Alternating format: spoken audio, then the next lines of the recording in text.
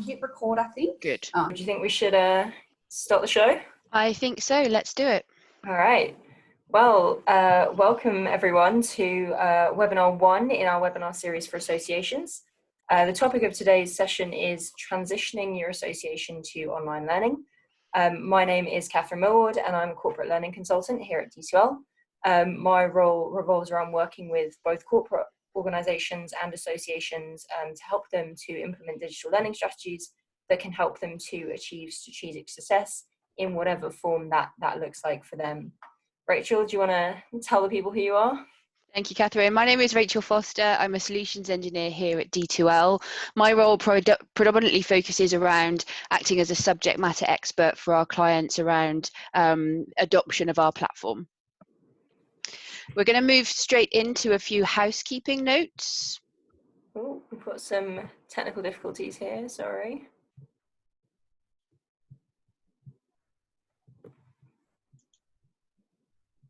Is that back for you, Rachel? Yeah, thank you, Catherine. Okay, so a few housekeeping notes. This webinar is going to run for about 45 minutes and we are recording, so a copy of that recording will be shared to you later this week. There's a Q&A tab, so if you have any questions throughout the presentation, please drop them into that Q&A area. We actually have a dedicated session at the end for answering as many of those questions as we can.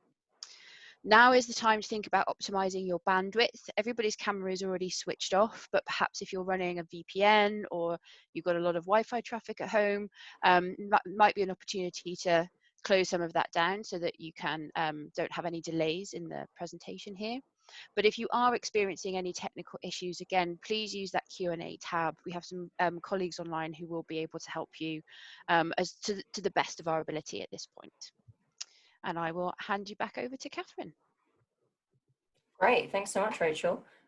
So before we dive into the main body of today's session, I just wanted to introduce you to D2L, tell you a little bit about who we are, what we do, and why we are running today's webinar, as I know there are some people on the line that may not be so familiar with us as an organization.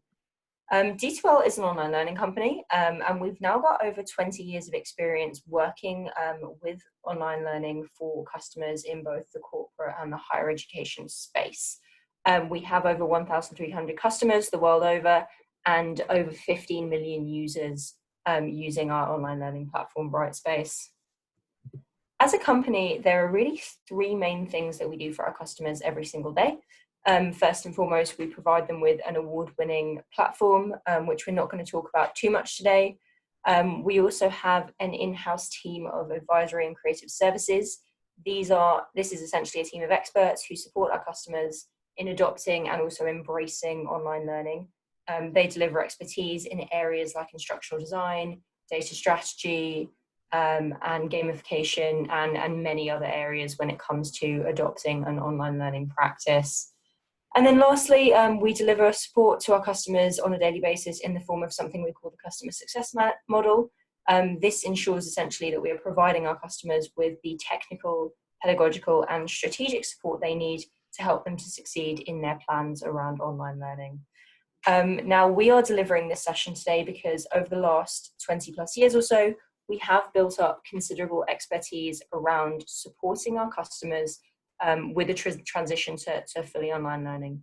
A lot of those customers actually, especially in the corporate space, are associations. And so we thought in a world where, during the ongoing COVID-19 crisis, associations around the world are scrambling to move their learning fully online, that we really had some valuable expertise we could share that might help organizations adapt to the situation, but also define a clear online learning strategy going forward.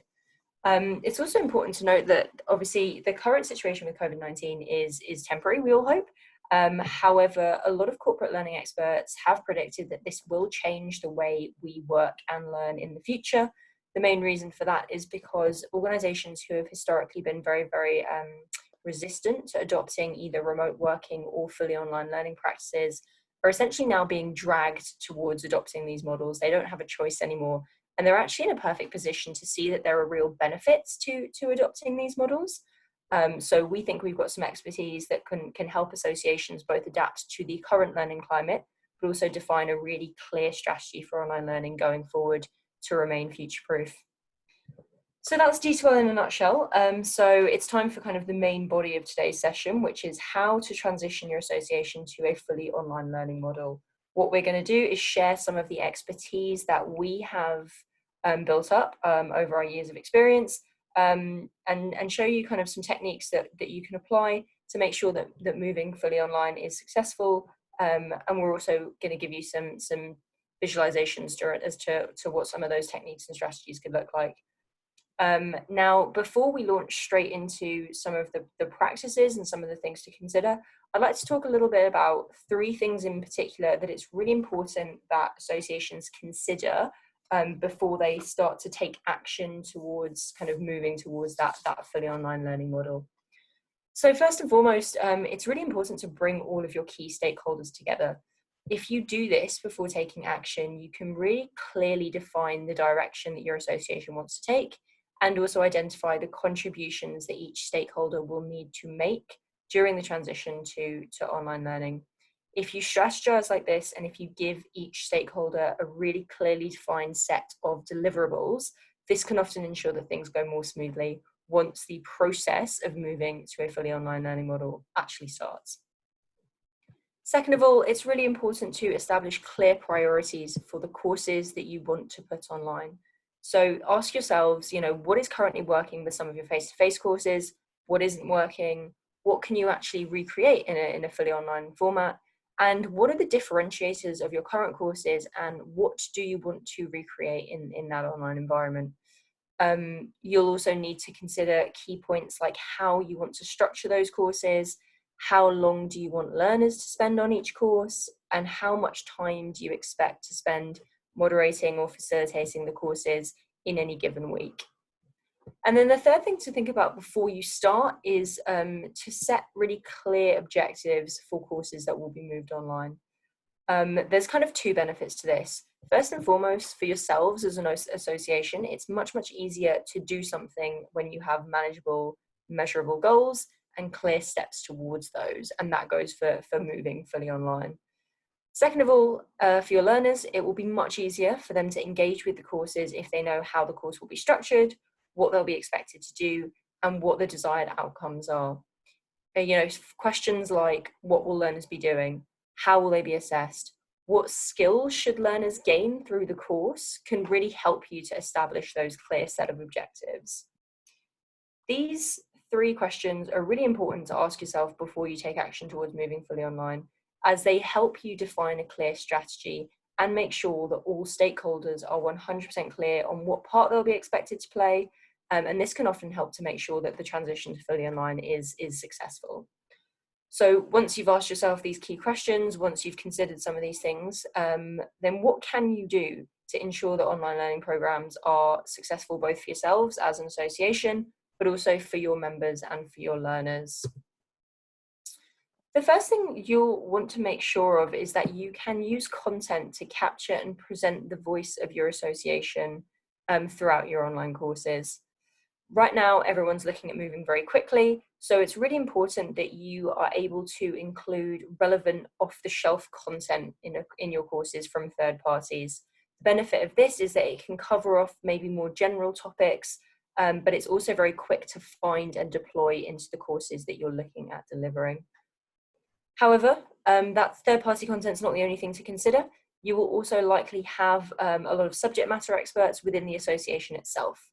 Their expertise is absolutely invaluable, as including it in online courses can offer you help with increasing the overall appeal of your courses, and it can also help you develop a really great reputation as a thought leader in the industry if you are optimizing use of the expertise that you have in-house.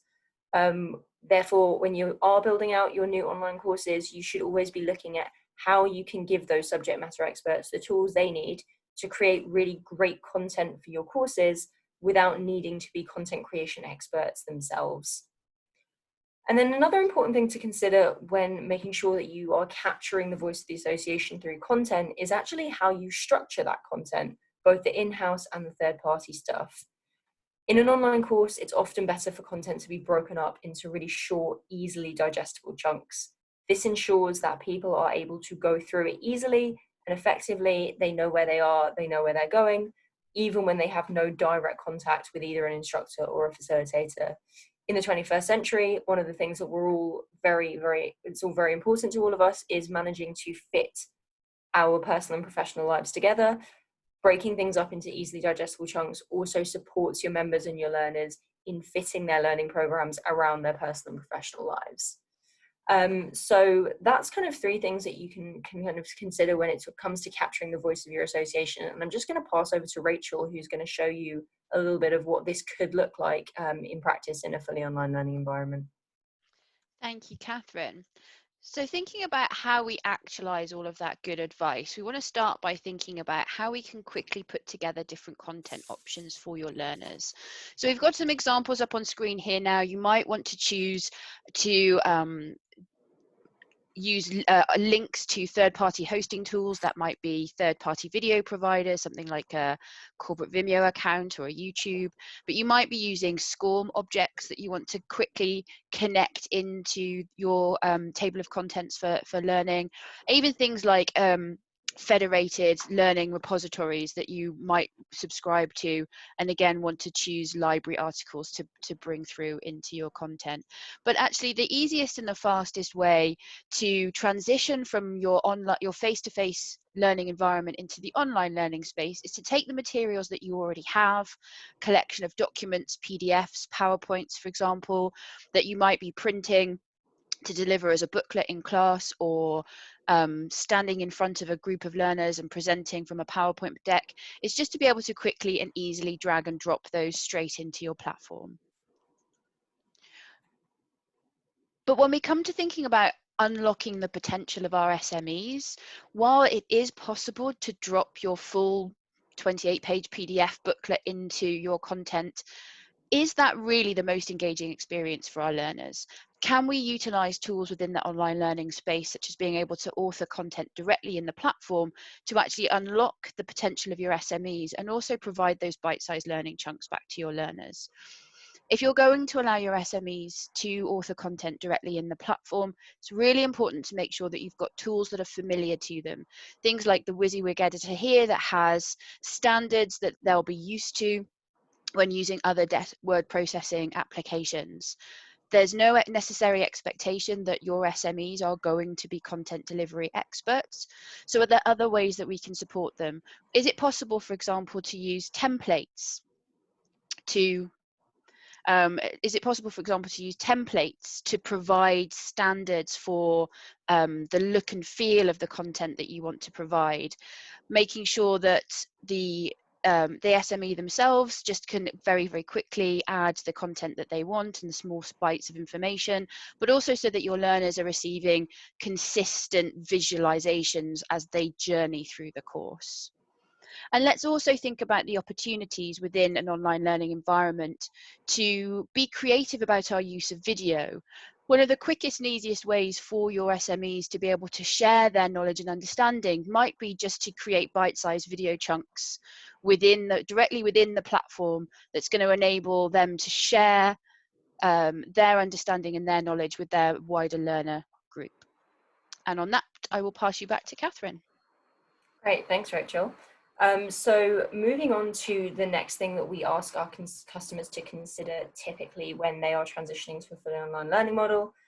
This is all about making learning engaging for the learners.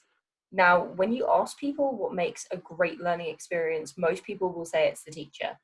However, unfortunately, in a fully online learning environment, you really don't have that face-to-face interaction with a great instructor to help make the learning program engaging. Therefore, you have to rely on innovative strategies and technologies to draw the learner in, engage them, and propel them towards achieving success. So some things to think about that can kind of help you to create that engaging experience can be things like using multiple content types. What using multiple content types does is ensures that rather than content blending into one big unmanageable piece of content, learners actually have distinct interactions with multiple content types, and that supports their ability to be able to recall specific pieces of knowledge and then apply that to real world scenarios. Gamifying the learning experience can also help to engage and motivate learners and add elements of things like scenario-based learning or competition into the experience. Personal learning pathways ensure that each and every learner gets exactly what they need, and this can really help them stay engaged in the learning program as they're being delivered a journey that is specific for their needs as opposed to specific to the needs of the cohort in general. Employing multiple assessment styles can also help ensure that learners are engaged, because it means that they consistently have to pivot and apply the learning content that they have studied for different purposes and use the knowledge that they have achieved in different ways. Lastly, the provision of timely, meaningful feedback in online learning programs is also really key, as this is what gives learners the knowledge they need to improve their own performance as they progress through a course. One of the things that's a massive trend in corporate learning is figuring out how to empower learners to take control of their own learning journey, and that's exactly what feedback allows people to do. Also, just-in-time feedback can help to re-engage learners who maybe have drifted from their course. So by reaching out in a just-in-time fashion, you can probably bring them back, as opposed to just let them disengage with the course itself. So again, I'm going to pass over to Rachel, who's going to show you a little bit of what this could look like in practice in an online learning setup. Thanks, Catherine. There's some really good ideas there, and I'm just going to start to talk you through a few of them and how we might look to actualize those in an online learning environment. When we think about gamification, there are some really easy ways to start to implement that within your course structure. Using tools like badging that's directly available within the platform, you might know that as micro-credentialing, being able to provide acknowledgement and reward to learners as they work through their own learning program, acknowledging small pieces of success along the way. And you might want to use that to contribute to something like a leaderboard, enable an element of competition within the learning experience and the wider learning community.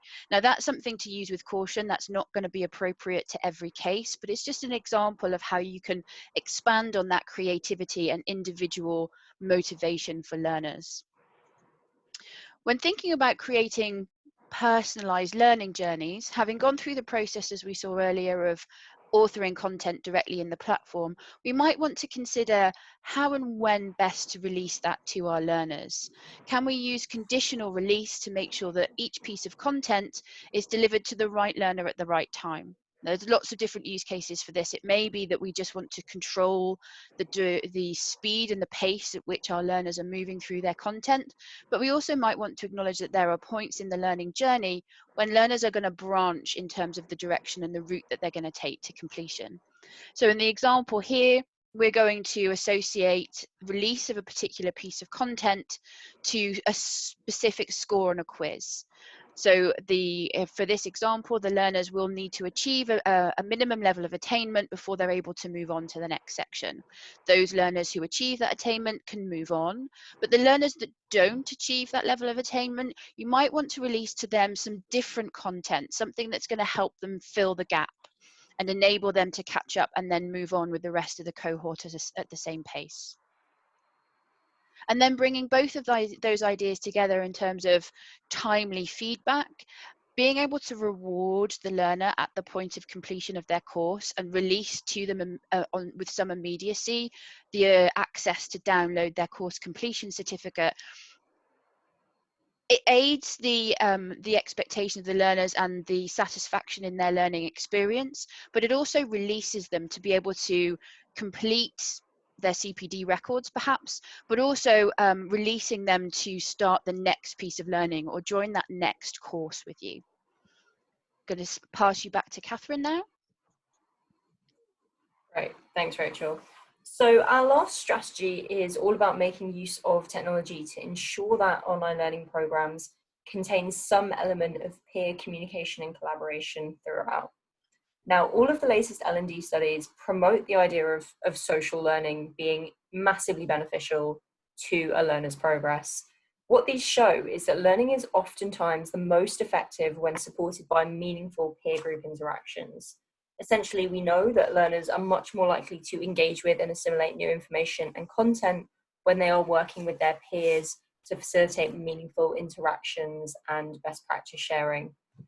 Now, obviously, supporting real-time, authentic communication and collaboration can be a real challenge when moving courses online, because of, with this delivery model, learners are typically sat behind individual devices rather than being together in a classroom that naturally leads to that kind of collaboration. However, there are a number of ways that you can kind of create space for this communication and collaboration whilst delivering courses using a fully online learning model. Some to consider are using social media style communication tools such as discussion forums or activity feeds. The added benefit of using social media inspired tools is that people are much more able to adopt and make best use of tools that they are more used to. So if you find tools with kind of a social media style look and feel, people feel more confident in using and kind of making best use of them. Virtual classrooms and video assignments are also really great communication and collaboration tools that can drive an element of the classroom setup, but again, within that fully online environment. You can also do things like integrate online chat and email functions to facilitate communication both synchronously and asynchronously. And these can be used between a facilitator or an instructor and a learner, as well as between learners themselves. And then lastly, it's really, really important that you find ways to, whilst making space for communication and collaboration, that you find ways to measure what that looks like, measure social learning, and also improve it. Because obviously, if you can't measure something, you can't improve it. And it's really important that you understand what's going on in the learning environment if social learning is a goal. Just to round off this final section, I'll pass back to Rachel and she'll give you a little tour of what this could look like in practice. Thank you, Catherine. Again, some really great ideas there, and we just want to take a little bit of time to look at how we might put some of those into practice. So what do we mean by a social media inspired discussions area? There's an example here, and I think it's fair to say that at this point in time, nearly all of us are going to interact with some form of social media, if not occasionally, then probably maybe even every day. So there's a lot of best practice design in how to adapt to that style of communication and sharing. So we've got an example here where within my course page, I have created a kind of a wall environment or a posting board where my students and my instructors are all able to contribute to different links, share ideas, be able to set even reminders for activities that are due to be completed within the platform itself, and then being able to open that up to comment and further discussion from the wider learning body. And these things might live inside a course, or they might live in sort of more general community spaces that you're fostering within your online learning platform. There are a lot of tools out there that are going to help your associations take what you're doing today in a face-to-face classroom environment and replicate that online. Virtual classroom tools where you can view participants, encourage use of the whiteboard, share presentations, have chat. But I would challenge you to think more broadly about those opportunities for ways to take advantage of asynchronous online learning to foster and collaborate communication amongst your learners. In the example here, we can see that a learner has been able to upload their presentation into the online learning space. So they've been working on an assignment in their own time. And then again, in their own time, other learners within the course able to comment and provide feedback, possibly even utilizing standard grading tools like rubrics, or in this example, the 5-star system, to provide meaningful and timely feedback to their peers. The instructor obviously having overarching opportunity to moderate that interaction. Being able to participate in that kind of asynchronous learning and share and learn more and improve from the experiences of our peers, but also then being able to bring that back into those virtual classroom sessions. So rather than just directly copying what would be a traditional face-to-face classroom environment, can we actually use that time to talk more broadly about the experience that we've gone through collectively in completing this assignment, and discuss the learnings that we've taken from it, and just maybe flip the expectations of that face-to-face time and use it for something slightly different. And finally, thinking about how we can measure and improve on our measure and improve on our communication. There's an example here of how we can use the data within our online learning platform to identify points of communication and identify where improvement can be made. We've got a learner here who is not well connected to their peers. We can see through the sociogram that our learner here is not having huge amounts of participation, not widely connected with other learners on the course. Using the data from our system to identify those points of interaction with the data, can we draw a correlation between our learner who's maybe struggling and a learner who is not struggling, and utilize the communication and the collaboration in the course to make improvements? Can we put some action into that understanding? Is this a good opportunity to reach out to our learner and encourage them to come back into the wider fold of the community? Can we buddy them with another learner on the course who is active in the community and is doing well, so that they can share and adapt and be brought into the benefits of that social learning environment? And for the final time, I will hand you back to Catherine. Thanks, Rachel. So there you have it, a couple of bits of expertise that we have gained from our time helping associations transition to fully online learning models, that will be helpful to consider for yourselves should you look to do anything similar, either as a direct result of COVID-19 or also more long-term into the future. So to kind of sum up what we've just talked at you for the last 25 minutes or so, first and foremost, it's really important that you use content to capture the voice of your association when delivering fully online courses. A way to ensure success is always to make learning engaging, and online communication and collaboration are really key in online learning platforms to drive learners towards success.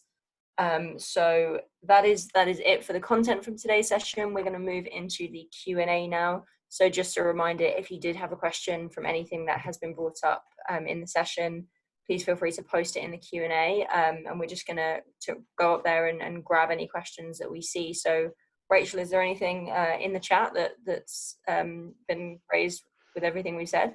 We do. We have a question from, I think it's Elaine Elaine, who asks, what are the features of D2L platform for A, learning, and B, facilitating learning for the learner and the facilitator of learning and the creator of learning content? So lots of questions in one there, Catherine. Oh, that's a long question. I'm going to need to see that, I think. Can you give me the first bit of that again, please, Rachel? Certainly. What are the features of D2L's platform for A, learning, and B, facilitating learning?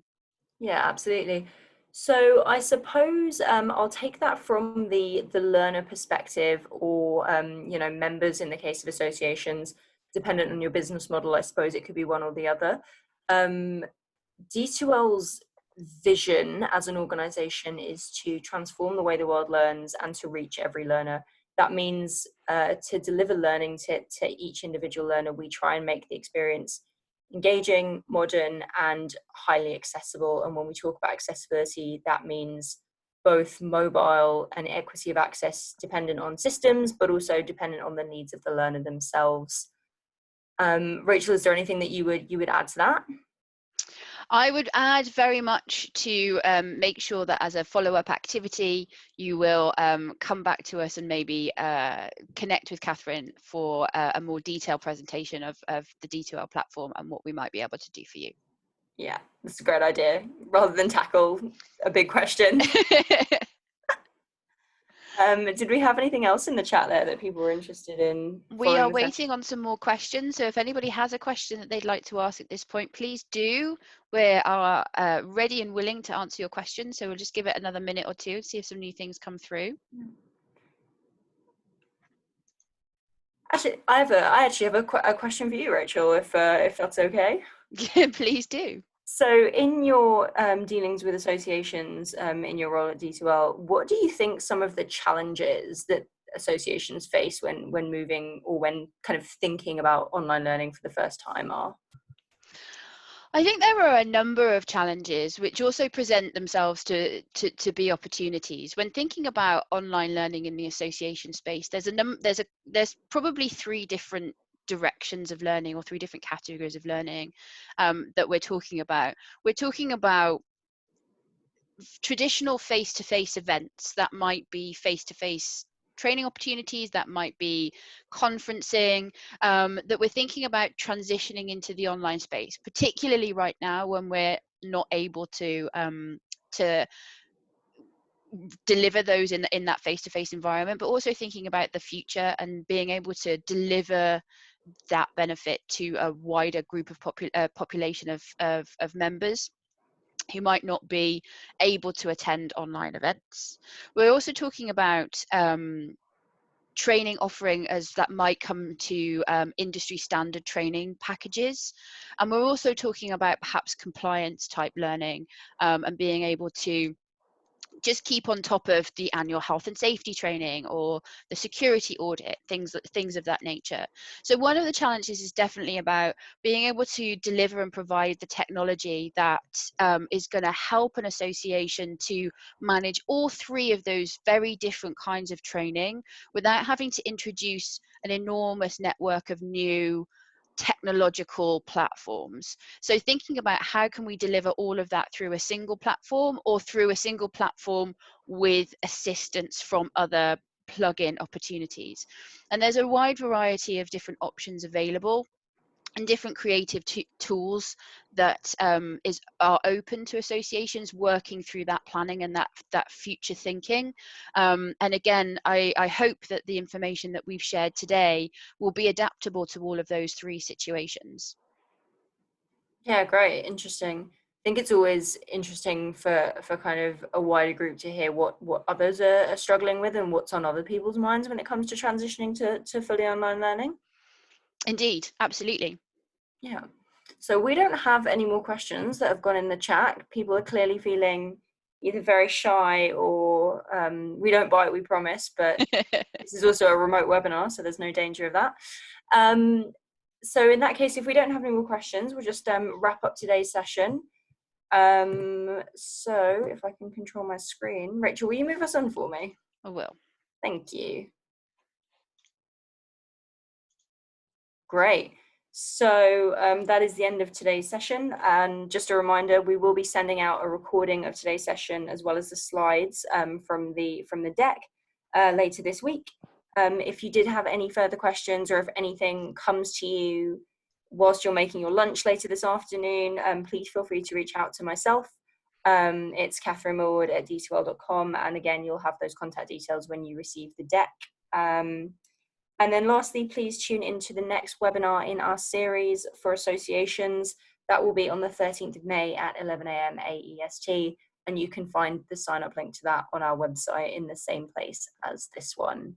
So thank you very much for joining us, and we look forward to seeing you next time.